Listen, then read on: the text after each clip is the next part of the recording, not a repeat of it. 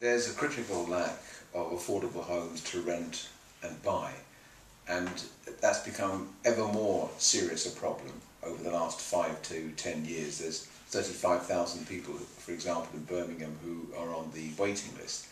And there's a particular problem for young people because many young people would dearly like to set up a new home themselves, but they can't afford to rent at the prices available.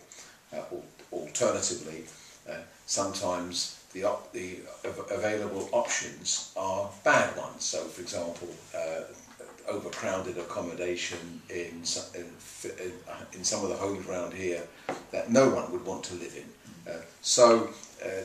For young people who are starting out in life and who want a place of their own, it's tough.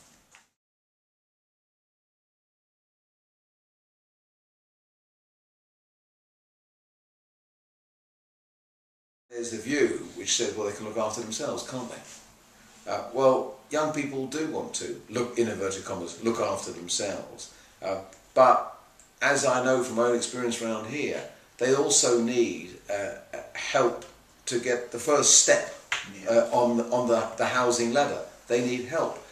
And at the moment, there just is not that kind of provision for young people.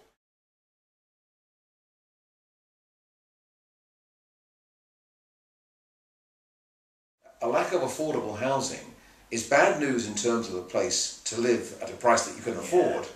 It's also bad news in other respects because all the evidence is that if you get poor housing, overcrowded housing, that damages health, it holds back educational attainment on the part of young kids growing up in such houses, and also it contributes towards marital breakdown. So if you don't have decent housing, then you have a whole series of serious social consequences that flow from that.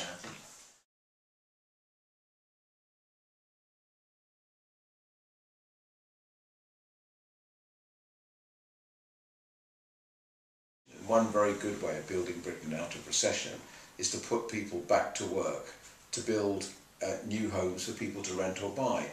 Now, your idea is a great idea because it's putting people back to work to renovate existing homes, to provide then both training, an apprenticeship, and then decent accommodation thereafter. So I think it's a great idea. Well, I'd be very happy to help you on this.